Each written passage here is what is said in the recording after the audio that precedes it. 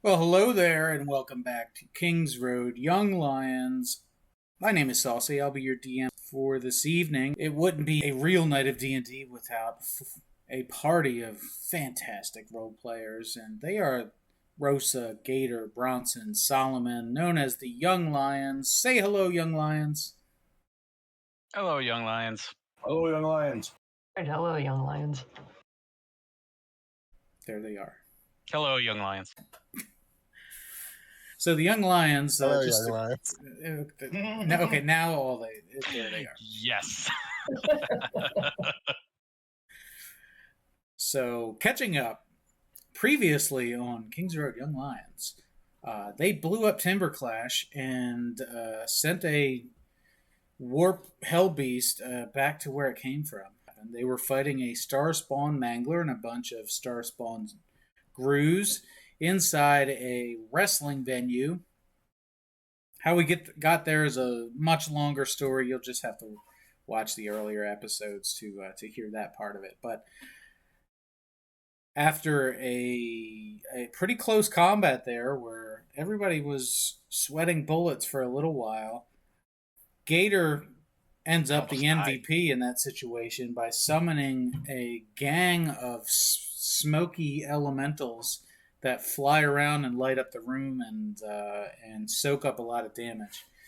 So the 6-armed Hellbeast nearly kills Bronson, nearly kills Solomon, paralyzes Rosa, and then is distracted by these Mephits while Bronson delivers the final blow. I believe it was Bronson who delivered the final blow there. And then the dimensional rift at the top of the stage starts drawing everybody from the crowd into it, including some latecomers to the battle. The remaining crew of the Hard Way, as well as some of the performers in Grapplemania. Everybody manages to avoid getting sucked into the void. The only question that remained was, are the Young Lions going to war with the Hard Way? And cooler heads prevailed in that situation, and a single-day truce was struck between Silvario, the leader of the Hard Way, and the rest of the Young Lions. In fact, I think Gator may have developed a crush from the magic user in that party, a Miss Bethany. Although that may not matter because yeah. We cross streams. That's right. And within, let's say, an hour after that, as the Young Lions are sailing into the harbor, there's a massive explosion in town right around where the Hardway Clubhouse is. So there are definitely casualties there. The question is, are there any survivors? You know what's awesome? This has come around full circle for us because in Lucha Lucha Town, we got framed for a firebomb that we didn't commit. And this time, a firebomb went off, and we weren't around. That's right. Almost nobody suspects you of causing that damage. However, there is one person who suspects you, and that is the leader of Grapplemania and one of the highest ranking aristocrats in all of Territory 4. That is, of course, Vance McDragon, who, while sitting up in his ivory tower on the mountainside of Timberclash, had just sucked the life and soul out of Dane Caruso. Nobody minded too much about that. But then he reveals himself as the leader of the Darker Order, and he suggests that he knows all about the Young Lions and what they're up to, promising to himself that he will get them one day. And then boom, explosion, he spills his drink all over himself, and he makes his, angry face. And everybody went home happy. It was great. So that brings us to where we are now on the SS Celtigar out in the ocean, which raises the question, where do we go from here? Let's see if we can... Let's jump over to the map. There it is. On the map. Okay. We had just left the port town of Timberclash in Territory 4. Of course, you already have the badge from Territory 7, Territory 2, and Territory 6. That leaves just 3 more. Territory 1, Territory 3, and Territory 5. So, where do we go, young lions? Well, since Gator's got a lot of studying to do with this level we got here, I'm gonna go to Bronson and I'm gonna say, look, I gotta abscond to my room for quite a while, and I point to a big heavy book, and I'm like, book long, book read by Gator. I see like an adult magazine like poking out of the middle of his wizard tome, and I'm like, yeah, just yuck.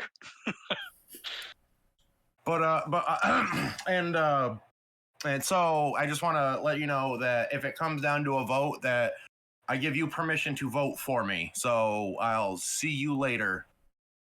And shuffle off to my room and slam the door behind me. That was unnecessary and rude. Takes his reading very seriously. So I'm game for. I would love to head to Territory 1 to get back home, check in with the way House Celtigar is going, and deal with the gym. But hey, the way I see it, you're captain of this here ship, Lord Celtigar. Yeah. Also, I guess we'll all give like a salute as we leave the harbor to Zinthral, wherever he may be. Yeah, be like, sorry, bud. We stuck around as long as we could. So and I'm already at half mast. Oh God. But yeah, let's head towards Territory 1. It's pretty much the closest, and then we can do the rounds around the continent from there. So, just a couple reminders of some of the features of each territory. We probably should have mentioned this earlier. Territory 1, a very wealthy territory. That's where many luxury items, including jewelry and artwork and other foo-foo type stuff, perfumes, things like spices. Yeah. Textiles. Yeah, just luxury items. Vanity items. That's the way to put it. So they're all developed in Territory 1. Territory 1 exists geographically in a way where they don't have to interact with other territories unless they want to. And example number 1 is the gym town, in fact, is located on an island all by itself, so that the residents of Territory 1 don't have to interact with tourists. Bronson, your homeland is in this northern peninsula here. What do they call the people in Michigan who are from the upper part? Mittens? No, I don't think they call them mittens. Canadians? No, there's a word. I don't know what it's called. Anyway. Minnesotans? Not quite. But those that are from this upper part are viewed differently from those who are viewed on this bottom part. And there's a bit of a rivalry between the two, as well as the island off to the east is maybe the most secluded part. So there's definitely a pecking order of who is the most luxurious, or who is which gated community is the nicest is the best way to put it. But the gym itself is on an island where they are welcoming to folks on the King's Road, and that's pretty common knowledge that they are extremely accommodating. Let's I tell you what, let's head straight for the gym, and then after we handle business in Territory 1, we'll check in on House Celtigar, and then depending on, this voyage is going to take a little while, so depending on the state of the world when we roll up, is probably gonna dictate our pace for the rest of the tour. Sure. While we're on the topic of checking in on family, Territory 3 is home to another cast member's family. That would be Rosa's mother, and her temple is part of Territory 3, not far from the gym town down here. So there's been some mail correspondence between the two. However, it's been quite a while since Rosa has seen Mama Rosa. Speaking of Rosa, I think we need to talk to Mistress Wolf. Yes, So we did. before we leave Territory 1, we definitely need to find the risky rabbit. And that may actually, if we can reopen that door literally to room 6, then maybe we can cut down some travel time for sure. When was the last Hey, time you saw shoot. Mistress Wolf? At She the was in the audience Grapplemania. at Grapplemania. How do you think she's doing now? Well, I couldn't find her after the attack happened, so we assumed that she teleported out of there because she's far too smart and far too prepared to just let to fall victim to just some rando monster attacks. She for sure is still alive out there. Well, I mean, you guys fell for it, so does that mean that you think We didn't fall for it? We stayed there and slayed all the monsters. Like, if we wanted to bounce, we could have bounced. All right, new plan. After we get the gym badge, we check in at the Risky Rabbit. If Mistress Wolf is dead, we destroy the hierarchy of the Risky Rabbit and take room 6 for ourselves. Yeah. Okay. Becomes the Risky Griffin at that point. Let's talk about Territory 5. Territory 5 is a tropical paradise. This is where everybody from the capital goes to on vacation. It's all coconuts and drinks with little umbrellas in them. Very nice, very hot, humid weather. White sands, blue waters. It's lovely this time of year. There is a gym town there, and the gym is moved every year. So the location of that gym is yet unknown to the party. However, you do have some clues about what the gym is like. So originally you had decided to skip that and circle back later. Mm-hmm. So it'll be interesting to see how many other groups decided to do the same thing. And how many we can kill on the way. Could be.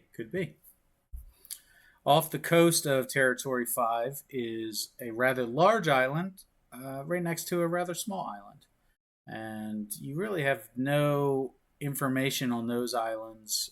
It's not documented anywhere on your maps, but it's not far from the coast of the capital. So technically it's Territory 5, but it's closer to the capital than any other mainland. It's the capital's backyard. Could be. So, on the SS Celtigar, you are leaving the harbor here, and who's driving the boat? Gus. Gus is driving the boat. Who else is on the boat? Everyone. Well, define everyone. Everyone. Sorry, I've gotten too much use out of that GIF lately, so I had to do it. Varro and Franco brothers and cousins do you have? Yeah. Varro and Franco are with us. That's right. Yes, they are. And then the 6 crew members. That's right. The six brothers. Mm-hmm. And Snuggle Cup. Snuggle Cup. Yep. Snuggle Cup. I didn't realize how big he got. It's like every time we get off the ship and get back on the ship, he's bigger than he was. He's bigger than Solomon now, and Rosa. Mm-hmm. He's rather large. Purely natural. He's almost 9 months old at this point. Well, he's about to be a year and 9 months old. So, well, like we joke, but I'm going to juice him on this trip. Oh, no. I've got the juice on me, so you're gonna have to take it from me. I just talked to you about it. Let's just.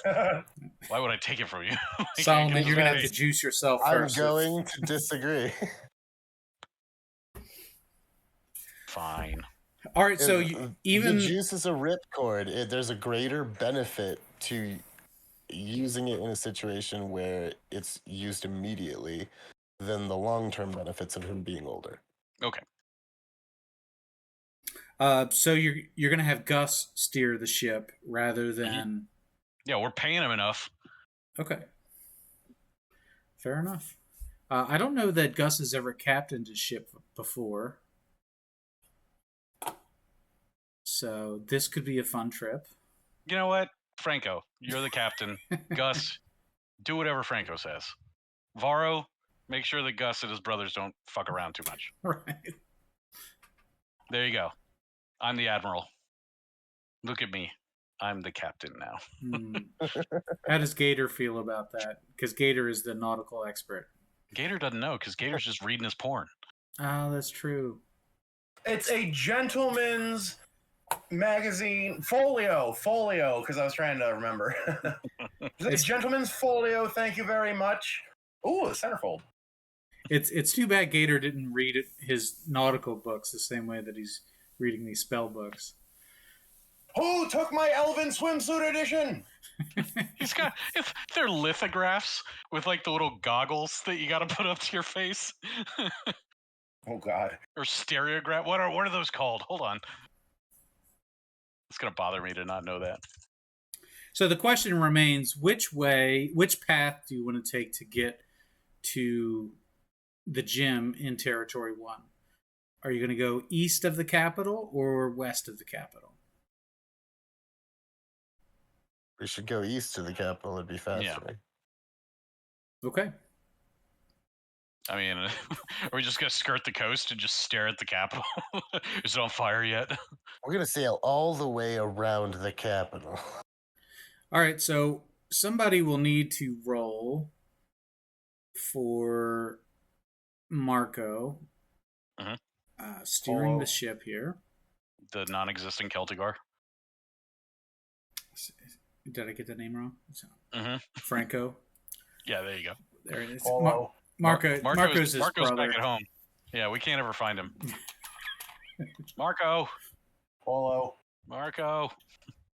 Fish out of water. All right, so let's have a survival check for Marco. Franco. Here, hold on. Marco's his middle name. Yeah. Goes by that. His name is Franco Marco? Yes. Celtigar. Roll. God. 1d20. There we go. Natural 20. That's pretty good. Okay. So great. So while, this is a long voyage, and while steering around the capital, Franco he's a natural, and Gus and the brothers are all following orders, just, like they were born to do this. They've got that short-term pay raise, bump in morale. So yeah, morale is high. Yeah, everybody is really enthusiastic about their work right now. They're trying to get wherever we're going so they can spend that gold. Everybody's also very happy about leaving the town that's on fire and filled with warp demons. So this is where everybody wants to be right now. This is a good thing. Joke's on them. This is a real frying pan fire situation. So as you do approach the capital, you notice some odd things, and let's have we want to have a perception check and an arcana check not from Gator, from whoever would be on the decks the most. All right. See, I was just trying to add some flavor, and now I've done handicapped our rolling. I think I'd be on the decks a lot because in my time infiltrating the hard way, I've been neglecting Snugglecuck a little bit, so I want to be up on the deck training and working with him to really just refine. Okay. So I'd be up there. Sure. So Gator is currently swabbing his deck. Those things. I'll probably be up there just making note of things. making sure everything's running fine. I'm getting Franco to show me how to pilot a ship. Because my proficiency is bonuses double when I make an Arcana check too. That'd be What nice. is what's Bronson's wisdom? My wisdom is 12. 12. That's higher than I thought it would be. Right? It's not bad. Okay. Well, I mean, you can just soak in. Yeah. I everything mean, like, that I is just want to be Franco. like, yeah, kind of like understand like how things, I'm not going to be like an expert, sailor or anything like that, but I at least want to be able to like take the wheel in the event of an emergency or something like that and know that I'm not going to immediately like steer us into the rocks. Great. Yeah. I mean, at this point, you're like a 12-year-old driving dad's truck Yeah. on a dirt road. Yeah, he's just let me steer every once in a while, Mm-hmm. Well, you'll never be as good as Gator behind the wheel, but I mean, you might impress him someday. So let's have those rolls from. You select who it would be that's on the deck the most often. Whether it's Rosa. Can I do the perception roll? You perceive Rosa should do the Arcana roll. All right. So that'll be a +7. Well, let's have the perception first. Okay. That is a 17. Okay.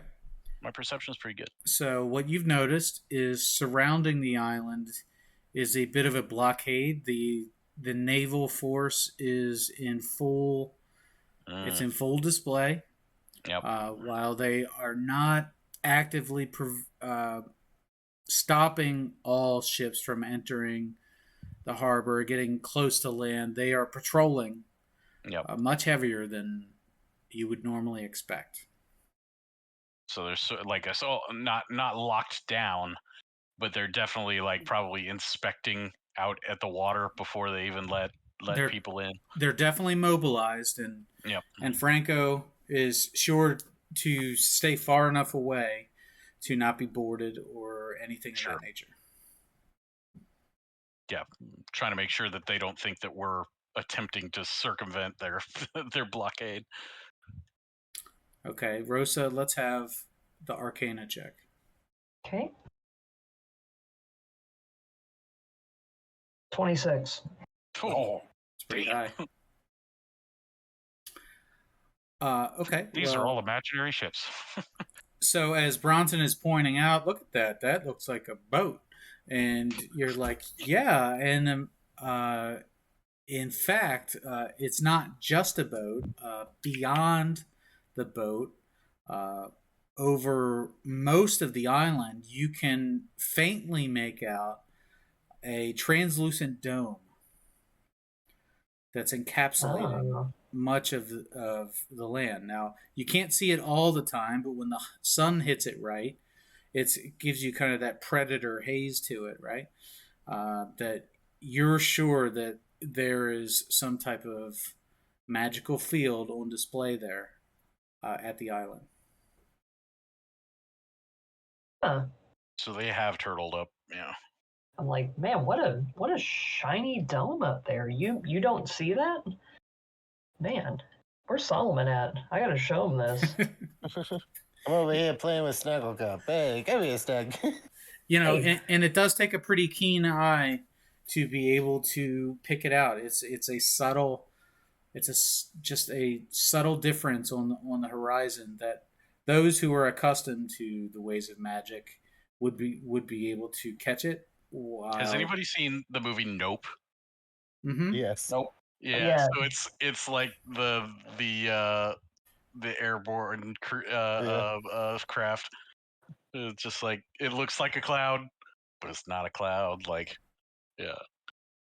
Well, yeah. I guess there goes our idea of just storming the Capitol. I guess making sure it's the only way in.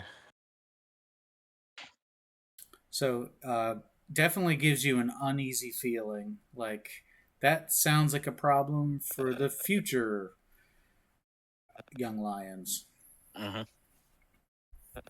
Noted. Can I throw a rock at it? Well, you can throw something off of the boat. Plunk. Ah, drat. I'll take a shot with my light crossbow. You can shoot your light crossbow as well. Remember, you're far enough away that the naval ships aren't willing to board you. Until you start shooting artillery out. So you start throwing acorns off of the bow, and then that's a different story. Oh. All right, let's have another survival check for Captain Franco Marco Celtigar. Oh, that's 6. not so good. So he's a little gassed at this point. You've been sailing for over a week now, and you are steering off course, and Franco just shuts down, and Bronson he asks you to come over, and he says, "I'm not saying that I can't steer the ship anymore, but I am telling you that I won't steer it anymore. So I'm gonna need you to stir up another captain for a little while. I got some this. Drinking to do and some thinking to do. Yep. And it's been a minute. Shift change. I got you. I will captain the ship. Okay. Does everyone consent to this this decision? It's Gator what he already was gave born his to whole do. life. I'll I have back him up. Gator's power of attorney, so I vote for yes. I didn't say power of attorney. I said you have my vote. All right. And I vote that I have your power of attorney. Vote tourney. So Bronson, you've had all of about a day's worth of training captaining a ship. Let's have a survival check with disadvantage. Oh, with disadvantage. Oh, that's still good. It's an 18. You rolled an 18 with this. I rolled a 17 and a 17, and I have a +1 to survival. Well, that is very lucky. Okay. Suck it, DM. Oh. So you have managed to steer the ship until you see land. I am the greatest.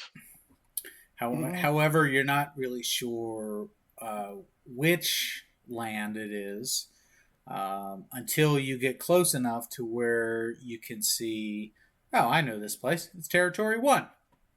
Yeah. You recognize some of the landmarks in the distance. There's a tower belonging to one of the houses of the eastern province of Territory 1. So you have zigzagged westward across the deepest part of the sea. And you're definitely off course, but now we can follow the coast. You can follow the coast. Yeah. If you had to guess, you're probably right about there. Yeah. So I mean, if we follow the coast up north, and we pass the little island on the east and the peninsula on the west, there's a big old lighthouse on that island, and I'll recognize that, and then I know that we're still heading the right way. We just keep following the coast. Okay. And so you've lost some time here traveling, but that's okay. Slow and steady. You're going to continue captaining the ship? Mm-hmm. Okay. Let's have a survival check with disadvantage. Oh, that's not good. That's a 3. So a 3. So the false confidence you had about learning how to captain a ship without any problems has finally caught up with you as you face a little bit of bad weather. The boat gets turned kind of the wrong direction. You're a little too you're a little too embarrassed to tell anybody that you're not sure which direction you're going anymore. So you've kind of zigzagged out into open seas, and you can't see water, or you can't see land in any direction. Yeah, that's the problem. Gus and the boys are starting to question your skills, although they don't mind. They're getting paid regardless. So Gus is standing by, finger to his lips, waiting patiently. Do you have any advice? Would you like to do this? Can you get us reoriented? And Gus says, "Well, if you would like me to, I'd be happy to." Absolutely. Okay. I'm a novice here. Great, fine job that you did as a captain. That the boys will all say the exact same thing. I didn't wreck us, so I'm putting this down in the book as a win. There you go. I tell you, just go have a nap. Have a do whatever you do, and I'll take it from here. I've got the map, and it should be piece of cake from here on out. Can I roll insight? Gus will continue steering the ship the rest of the way. In that time, we know that Gator is studying his wizard books, learning spells. That's not why I have a stutter. And we know what Bronson has been doing to keep himself busy. What is Solomon doing this entire time? You mentioned Solomon is working with Snugglecup. Yeah, I'm working hard with Snugglecup, and he's big enough now. What we're working on is if I can get any of Bronson's free time, some like show stuff. I want to work on his performance skills, and like some sort of routine with Bronson. Yeah, like one of the main things that we probably need to work on is that in pro wrestling they never seem to get a handle on with animals is the amount of pyro terrifies animals. Like, oh yeah, okay. So we should I'll work on training him. I've got some illusions in my pocket because Gator's busy. So I'll just like make it firecrackers and stuff and make him run through the base drills that we've been working on all along. Like just making sure that he doesn't go absolutely like full on anxiety attack. I will during an entrance. Stress train him so that he will remain under control under stressful conditions. Perfect. So just so I understand correctly, you're gonna put a juvenile lion through exposure therapy while on a relatively small pirate ship because you want to do a performance later on. And this will also be better for combat in the future as well. It's just like with the obedience training for like war horses. Like war horses and like attack dogs. Is to train training them to stay focused even though there's like huge amounts of distractions and loud noises. And if possible, I will like use illusion magic to make him like not fear fire, so he will like run through fire on command. Okay, well, whoever the head trainer is will need to do some animal handling checks. To your number one priority is to desensitize him from explosions and from colorful displays of fireworks. Yeah. Okay. Well, that is basically 2/3 of our magical entourage too. So I mean that'll come in real handy. Yeah. Okay, so let's have an animal handling check.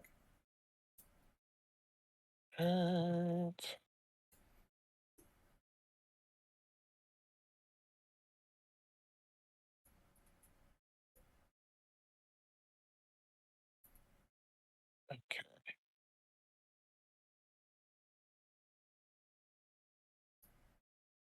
Man. 16. 16. Okay. Unfortunately, the first time you attempt to do this, Snuggie does not react well to it. It scares the hell out of him, and poor guy. I mean, it's just like Pete said, that these animals are not prepared for these loud noises, and it definitely startles him, puts him on the defensive, and he makes an attack at you, Solomon. All right, I understand. So let me find a stat block for him. Oh, that's the wrong kind Just of use the lion. one for Displacer Beast. We're gonna slap some tentacles on this bad boy.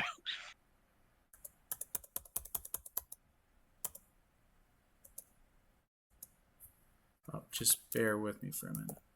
You got to go back to literally like session 1 notes. Yeah, Get the lions out. I found the dandelion, but it's not the dandelion. Okie dokie. Here we go. Actions. Oh, okay. It's going to be two. It's going to be got full stats already. More like Oki Neko. You know what I mean? Means big cat. aha. A good one, Gator. I'm a wizard. I'm smart. Yeah. I like it. All right. He's going to make 2 attacks. 1 bite, 1 claw. But he's not a full. He doesn't have the full stat block, and does a 13 hit. Oh, that hits exactly. Okay. He's already dead. So that will be 8 points of piercing damage. That's from a bite. So he actually bites you. There's a hiss and a bite, and then here's the claw attack, a 22. Yeah, that'll hit you. Oh yeah. This one doesn't hurt as much. This one is 7 points of slashing damage. Talk to him like the Joker, be like, you never start with the head. The victim gets all fuzzy.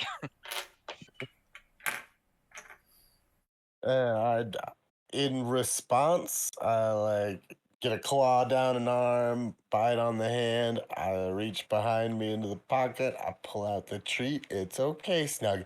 It's okay. That's okay. We expect these kinds of reactions. Try to calm him down with a treat. Okay, right on. Your animal handling checks, you've been rolling them with advantage? No. Okay, well, make sure that you remember to put on, you had some kind of item, some kind of collar. Yeah, the collar gives me expertise. That's why I have expertise. a +7. Aha, okay. Yeah. Okay. Okay, got it. So there's some more time before you get to the gym island, and in that time, Rosa, what is Rosa up to in that time? So probably collecting notes and kind of observations about the slamdemic, but also since sounds like it's at least a week or so, trying to find a way to read up or experiment on more potent poisons. You borrow Gator's book. Do you have a poison book? I do not. I only learned that one from the apothecary over in Timberclash. So without an actual book to learn poisons, your only sources of that information would be the crew of the ship. Okay. So you can do some investigating to find if anybody knows how to create a poison, and I'll let you roll for it. Okay. Let's say we'll do an investigation check here. We could have the crew cast some nets out and see what kind of stuff we bring in the net. Maybe some like jellyfish or something like that. 6, so not great. A 6, yeah. So unfortunately, the folks on the ship they're only good at a couple things. Creating poisons is not one of them. So unfortunately, you'll have to wait until you get to land in order to investigate and to learn how to brew anything new. Okay. but it was worth a shot. Anything You can else? ask the cook, but he'll just tell you to add salt. The crew was probably like, yeah, we know all sorts of stuff, but it'll cost you about 500 gold to That's learn right. it. That's right. And why aren't we pushing them in the water, Bronson? You just because I need them right now. Okay. But as soon as we get to Territory 1, this might be a Grand Theft Auto hooker situation. Ah. Mm. It's That's going to cost extra too.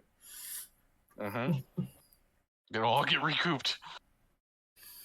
All right, so Solomon, let's have one more animal handling check here with advantage. Come on. Gotta roll above a 10.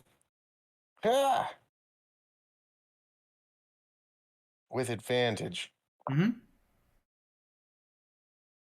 I hit that 10. 17. A 17. So no attack on you this time, but Snugglecup is still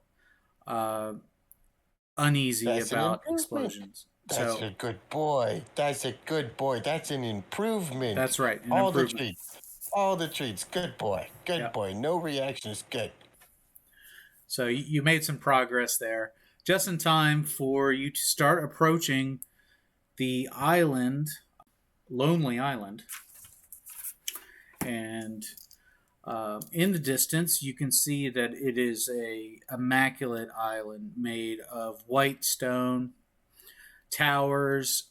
There is a very obvious harbor, which almost has like a flashing arrows pointing this way. It is very clearly marked which direction you're supposed to head to board the island. The southern side of the island is mostly high cliffs, so you sail all the way around to the northern side, to where the gym town is. A gym town by the name of, well, everybody just calls it Uptown. There's no actual sign on it, but that's what the locals have always called it, because that's where all the fancy people live in Territory 1. So you steer into the harbor, and as you're steering in, you are met by ships in the harbor as well. There's like a tugboat as to guide the ship, as well as another military type vessel to just make sure that everything is on the up and up. And as you're pulling into town, you don't see any people on the docks. The buildings are all they're all stone buildings, hand carved, very fine, very blocky style. And everything looks clean and white, solid surfaces.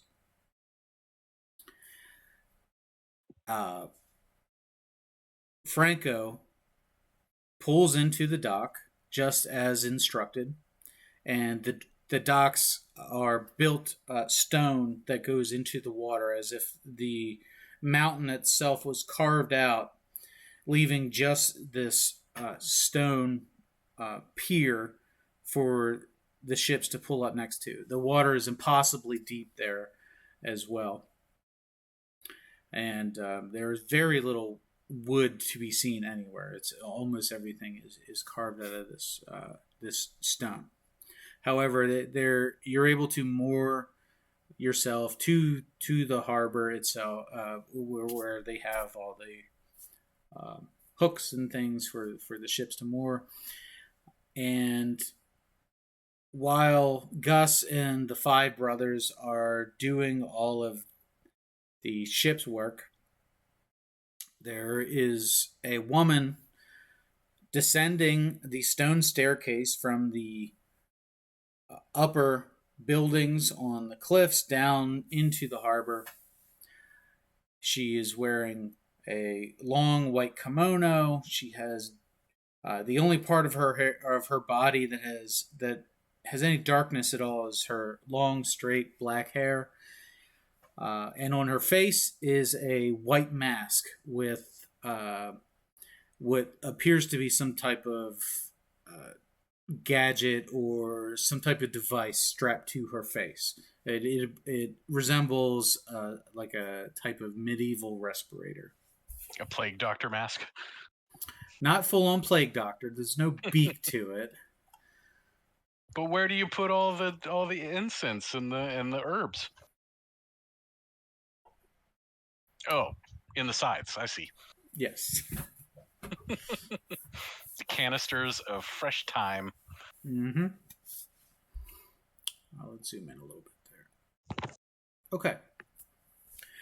So she finally descends to the bottom step and walks out to the area where the pier meets the rest of the island and waits for you with her arms folded inside the sleeves of the other arms, patiently waiting for you.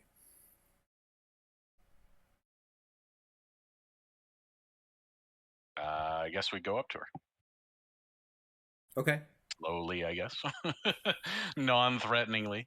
Any housekeeping before leaving the boat, Gator? You at this point you're satisfied with the amount of research you've done with your spells. It's been it's been weeks, right? So how many weeks? I read all the articles. That's right. And I emerge. At this point, the pages are sticking together, right? It's time to maybe get a new book. Not an animal. I cleaned it. Oh my God! What do you think I got prestidigitation for tonight? Oh Jesus, you do. So who is leading the charge and who's staying on the boat? So so just for my understanding, are we on the island with the gym? Yeah, according to Franco, yes. Okay. And there's all indications that this area is where ships are supposed to go. Mm-hmm. You were escorted in by one of their ships, and it's very obvious this is where ships are supposed to go. Right. Got it. Yeah, I guess I'll since it's my whole deal, I'll head over to her. I got you back. I'm right here with you. There you go. I'm gonna put a piece of cloth over kind of nose and mouth and step off the boat with them. Okay, so everybody's going. Mm-hmm. Okay. Gator's in tow, even if he's a little slow. Got you. And Snugglecup comes too. Yep, right at my heel. So as you approach this lovely young woman, of course, she's smiling with her eyes as you're approaching. Her hair is... I know Melina when I see her. Yeah, right. Her hair is styled and curled and shines as if it is freshly washed and well cared for. She doesn't appear to be frazzled, so the face mask appears to be a preventative measure, not a reactive measure. So she seemed very approachable.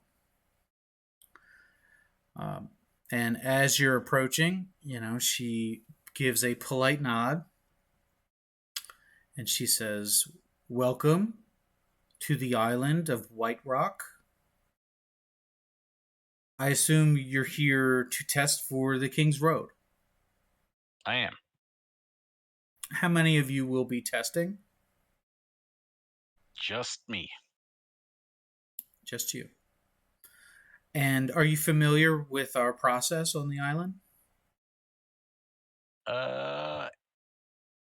Am I? Question for the DM. Am I? As it's home. Let's have Solomon roll history.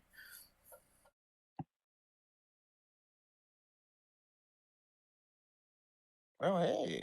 Yeah, I'm trained in history too. 19.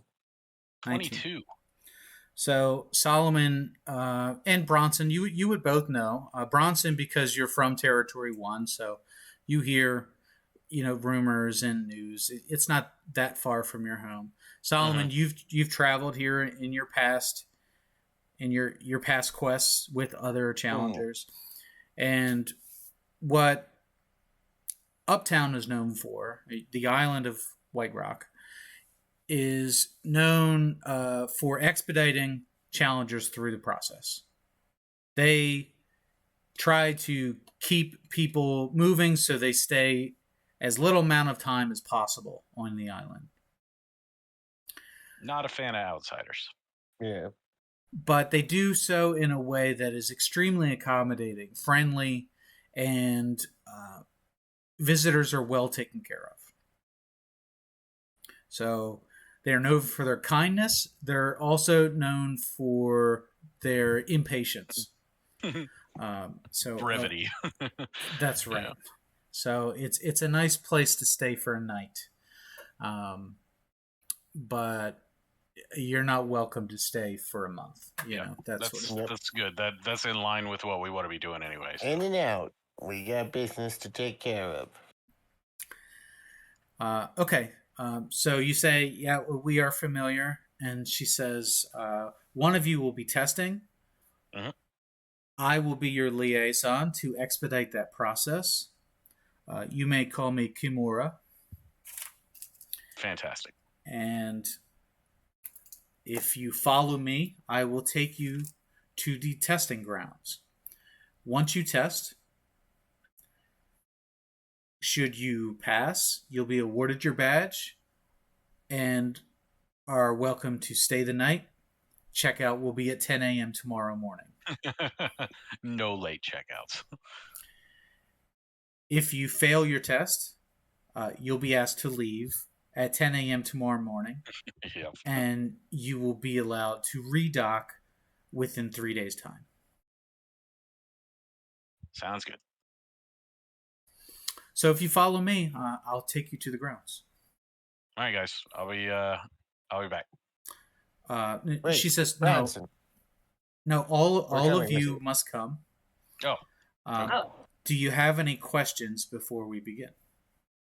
What can you give me any information about the test? Well, you'll have a couple options to choose from. Oh, okay. Being a true fighter is not just about strength. Right. It's not just about speed or skill. Does the test involve getting knocked off platforms? No. Good. All right. Well, then we're all set. Not in a sense of others knocking you off. It does not. Sounds good. So you'll have your choice between a test of strength, a test of dexterity, or a test of skill. All right. She says, very well. Well, follow me. And she starts to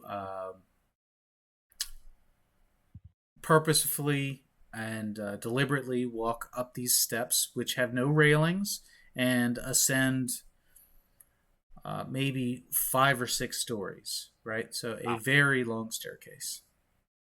I'm going to need everybody to roll a stamina check. So this will be a constitution.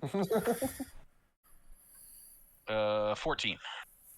14, okay. I got little legs, 5. 5, okay. I'm an old man. Bronson uppies. I rolled in that one. I'll just carry you guys if so. Like at the bottom of the stairs, they're like, follow me, and we like look up, and it just keeps going, and I'm just like, all right, and I just lift you guys by like the scruffs of your neck. I literally like, trip and fall on the first step. Yeah. There's one more thing I have to do before I leave. Can you believe this? This has to be some kind of record. Oh man, it was almost there. Can you believe it? Oh Jesus! Can I try one more time? No. Slinky, a slinky for fun is a wonderful toy. Okay, I got you. Yeah. He's gonna do the entire movie. KRYL, hit Perfect. the lights. Okay. See, I told you. Yeah, so I'll be happy to carry Rosa and Solomon up the stairs. Okay. Well, at this pace, carrying 2 of them and with a 14, you are exhausted. Okay. By the time you get to the top of these stairs. So much to the fact that you're going to suffer a level of exhaustion.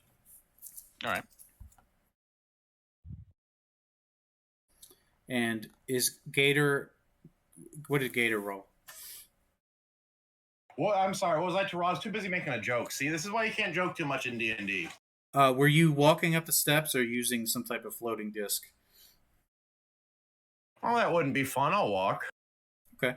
So it's going to be a Constitution check. I mean, a floating disc. I'm just kidding.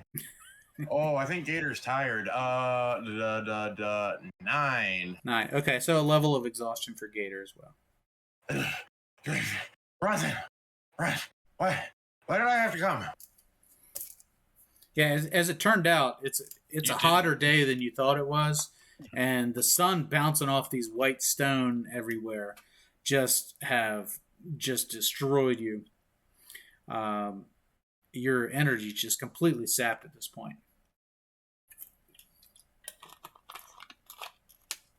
Okay, so then finally you do get to the top of these steps, and Kimura is waiting patiently for you.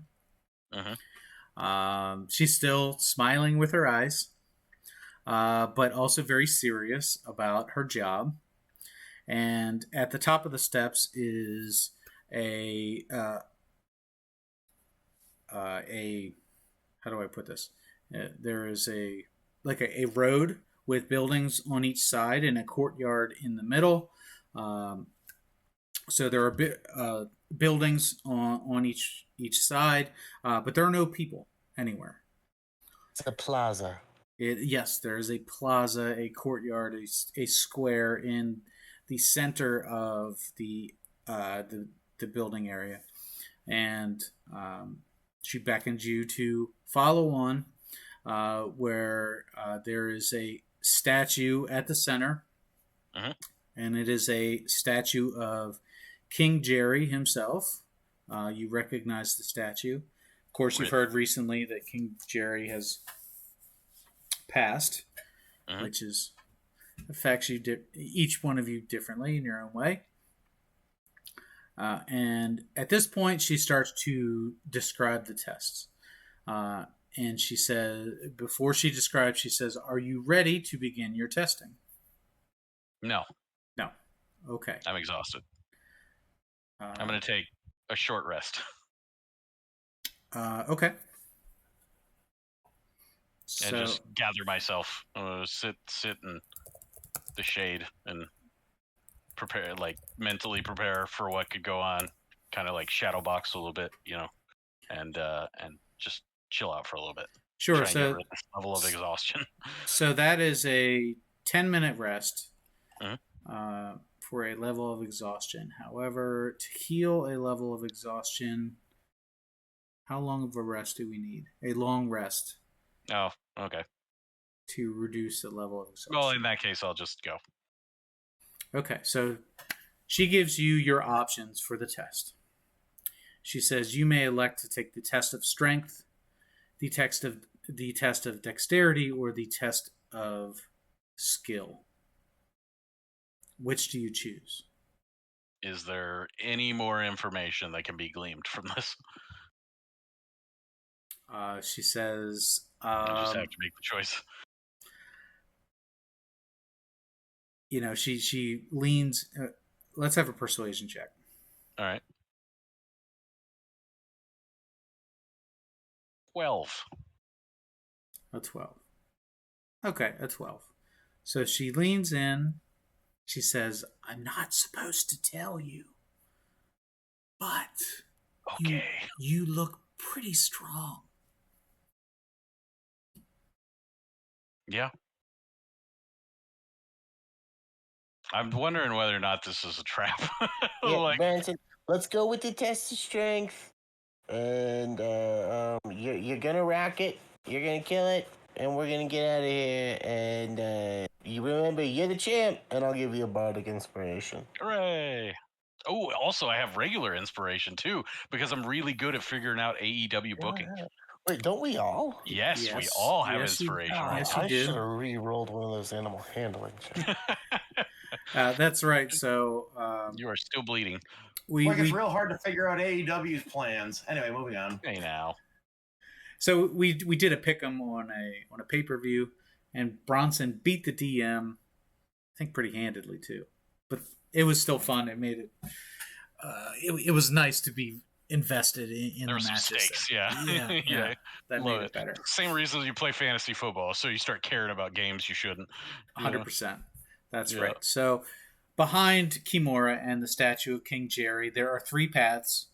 The path to the left is the path of strength, although there's no words. There's just a symbol of, a flexing bicep. Pretty on the nose, but, it's a universal emoji for strong boys this way. And you were all invited to go with him to witness the test. It's all very above board. And so she walks through, and this whole town is carved out of marble, lots of steps and pillars and beautiful green plantings everywhere. It's very appealing. It's very safe, very clean. It's almost like a museum. It's pleasant, especially in contrast to Timber Clash, which you want to make sure you get your shots updated before you go there. Yeah. So you enter the arena for the test of strength, and it looks similar to this. Let's see if that comes through. Oh God, it's the world's strongest man competition. So this is what we see, and she points to this platform. It is a box that is about 5 foot high, and it has there are boulders in front of it. So this picture shows the boulders on top. The boulders are actually in front of it, and they are of different sizes. They're all perfect spheres, and they are made of stone. The type of stone is unclear, but they are each weighted a little bit differently. They are organized in weight from lightest to heaviest. I gotta make my way through it. So what Kimura says to you is the test is to take the 5 stones and to place them on their pedestals. You have until sundown to complete the test. Only you may touch the stones, and no magic can be used. Alrighty. How long is it until sundown? I tell you what, I'll let you roll for it. Let's have a D12.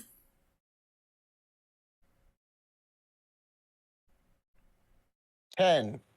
10. We'll say you have 10 hours. I will take a long rest. Yep. You lay down with your back against that box and sleep. Yeah, I'm just gonna breathe deep, meditate, picture myself lifting all of these stones, and enjoy my long rest. So now I've got 2 hours to do it. So you just go lay down next to the box, or you find a spot on the ground, or you roll out the bedroll, and you're like, oh, sundown. You say, all right, I'm gonna lay down. However, one caveat to healing from a level of exhaustion, you have to also have ingested food and drink in order for it to work. I have both of those on me. What kind of food and drink do you have? I have rations. And I have a water skin. All right, you rogue. I have 10 days of rations on me. Can one of your friends conjure food or conjure water? This might be the one time where it's useful. I'm pretty sure Rosa can. I can make a kind of water. Gross. They're not prepared, so I can only control water. I have a water skin. We were I on have that enough for boat one for day. weeks. Yeah. You could prepare something for today. You could have a can of whoop ass. It's both Yep. a meal and a drink at the same time. Yeah, I could drink the Brondo or the juice. It gets super strong. Got what plants crave. Mhm. That's right. Electrolytes. So, It's got an electrolytes. so remind everybody what that juice potion does. It ages you a year. It gives you like a strength bonus. Let's see, how much of a strength bonus does it give? It's only temporary though. It's like Yeah, I'm not actually gonna drink that. I'm just gonna Oh. drink for my water skin. You say that now. So let's put all the cards on the table here because I don't even remember how. 2 here it strength is. until your next rest. Plus 2 strength. Ages So you 1 year. basically, it would give you a +1 modifier to your strength roll. Yeah. Okay, I think it'll be so okay. so you take an 8-hour rest, and while Bronson is having a nap, what is everybody else doing? If Rosa guarding Bronson. if Rosa could cast or prepare, what is it? Bull strength. Yeah, I was saying enhanceable. I was like, I don't think I have access to that. You do? Yeah, you do. All you gotta do is prepare it. Enhance ability. is the That's name it. of the spell. Enhance ability, and it gives you there's like Okay. 4 different aspects to it. or Third something like that. level. There's an aspect for each ability score. Now, wait, does that just give me advantage on checks? Yes. Don't worry about it then. Is it a I magical believe it effect? also it increases your carrying capacity as well. Oh, well, there you go. That would be super useful.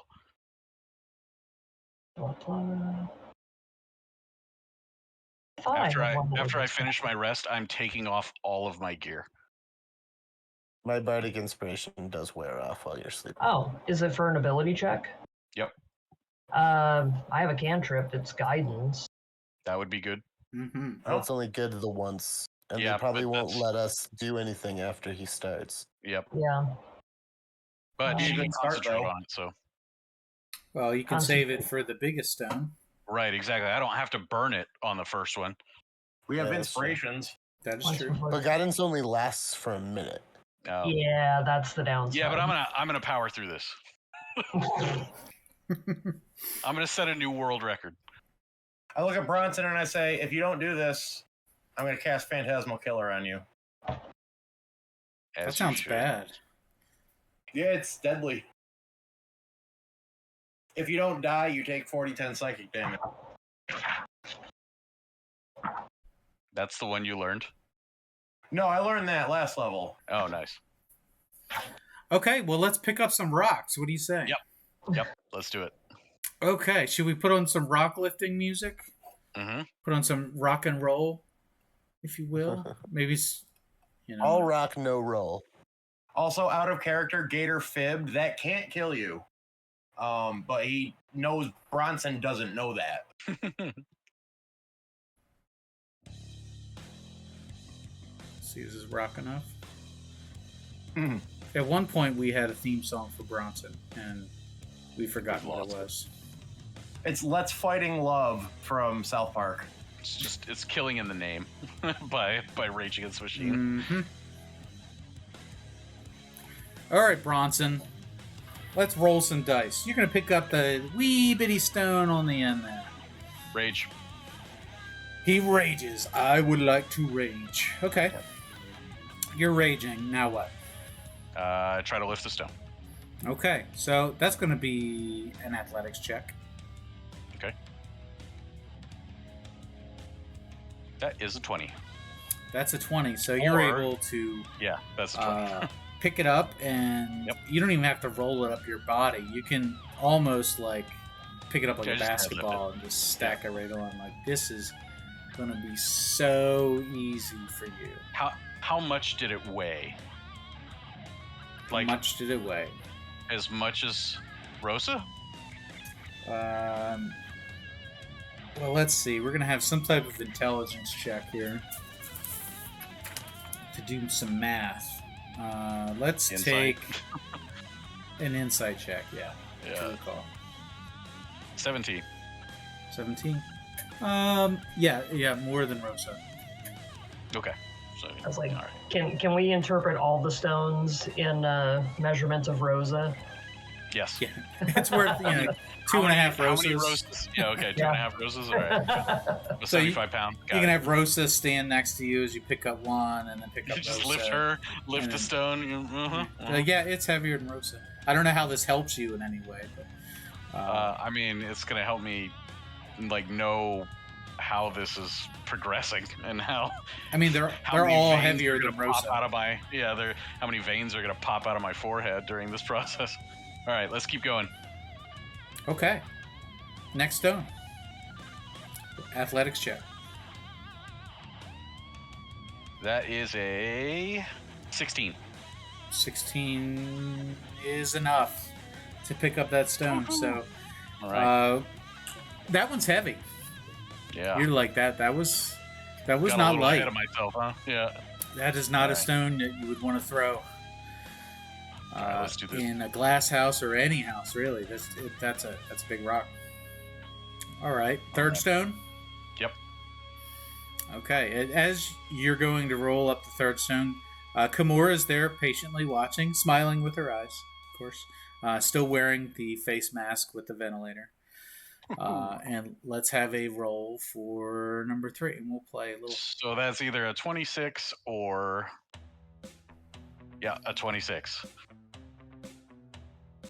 Let's see. I was going to play Cake by the Ocean, but we'll play something a little bit more upbeat. Yeah. So 26 is definitely going to be just fine. Didn't get ahead of myself on that one.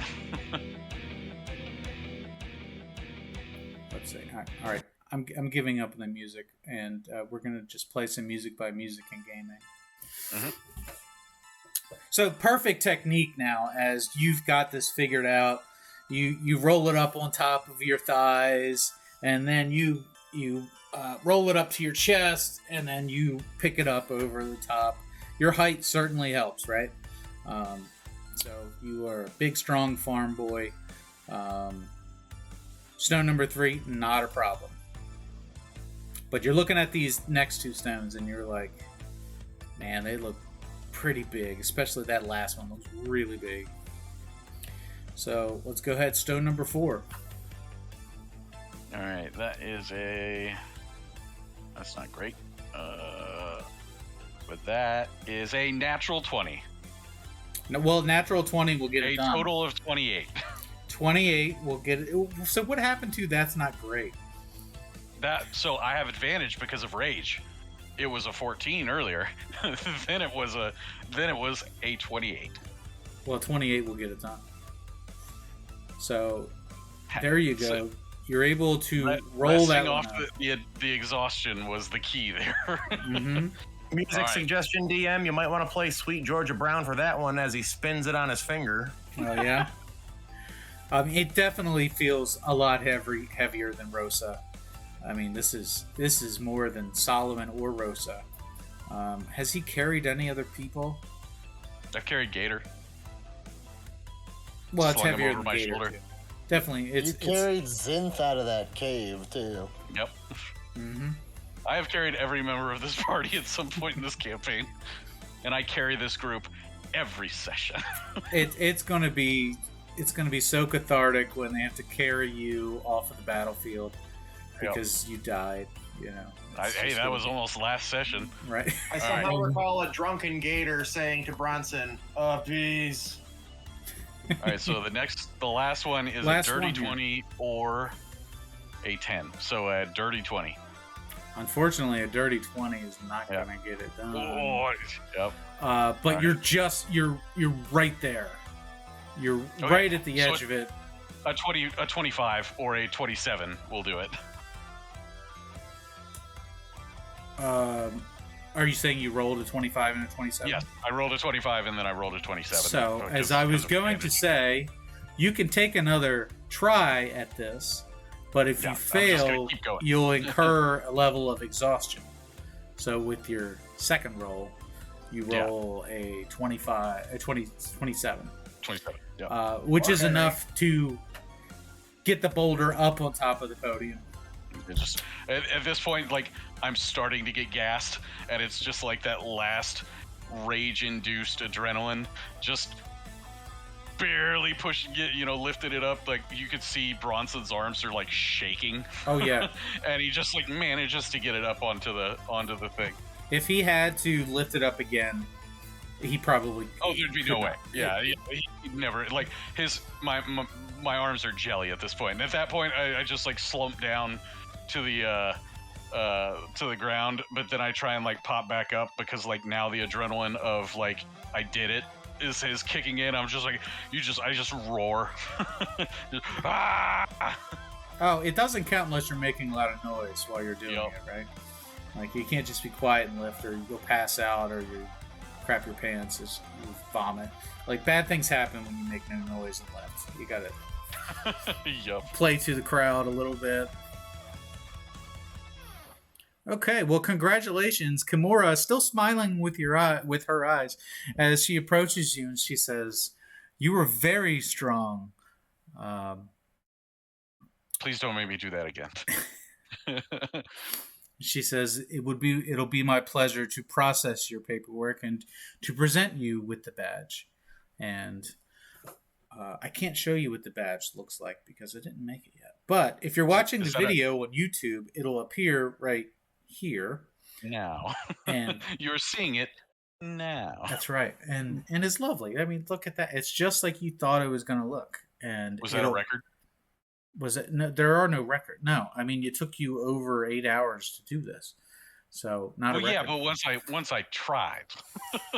Oh, did anybody clock that? That was let's see. So 6 seconds per round, 36 seconds it took me to do this. Yeah, my dad measured the weights, and it was during the pandemic, but it counts. That's personal record. Reference. Personal record for sure. Yeah, I mean, it's not timed, right? It's just get it done before sundown, and that's what you've done. So,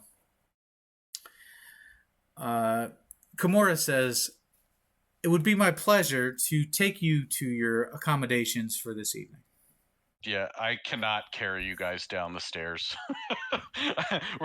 If we could stay the night here, that would be super, because like I can't, like Bronson can't lift his arms at this point. He's just like he's like, and his neck is like he like strained his neck on the last one too, so he's got to like turn his entire body to look at anyone, and like his arms just like will not rate, like he can't bend his elbows right now. He's just completely utterly gassed. I could cast Resilient Sphere and push you down the stairs. Nah, let's just sleep in a nice bed. Okay. We've been on that boat for like weeks. Oh, well, fortunately, you don't have to do that, because as Kimura is walking you back towards those stairs, you stop a little bit short at one of the buildings that you had passed on the way to the courtyard. And she leads you in towards one of the doorways and says, "This is where you'll be staying. You'll find that everything you need is in there. There are 2 rules. The first is that you stay within your room all night, and that you leave by 10 a.m. tomorrow morning." Very important on the whole 10 a.m. thing. Yep, I understand.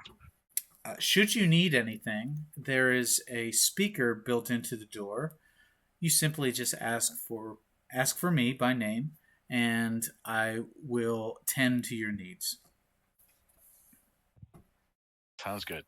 Is there a spa? And she laughs at your joke. It's a very funny joke. Well, my poor arms. I just want to sit in like a hot spring. Yeah, at this point, I'm not going to do that. I was going to give you exhaustion, but there's no point in doing I mean, we're just going to take a long rest again. So. That's right.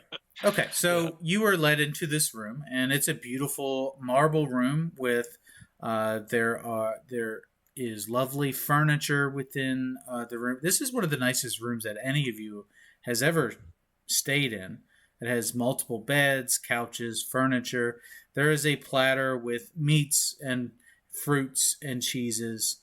enough for each of you to be filled, and there are beverages as well, including wine and water and everything you could ask for. Do each one of you enter the room? I do. I don't. Gator's always right behind Bronson, so I do. Yeah. Okay. So everybody, including Solomon, enters the room, but not including Rosa. What does Rosa do?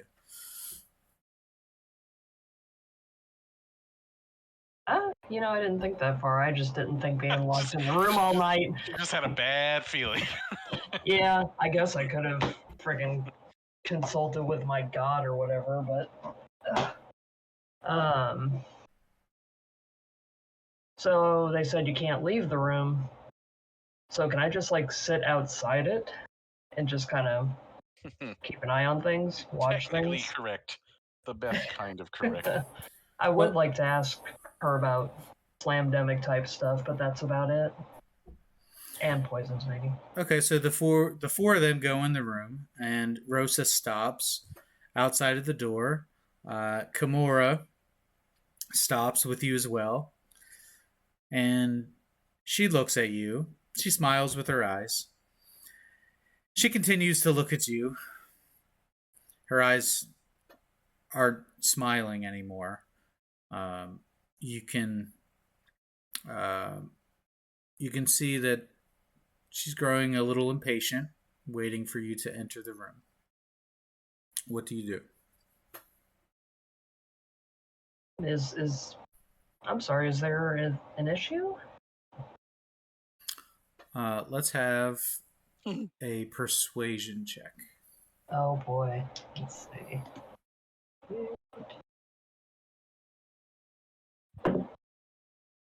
11. 11.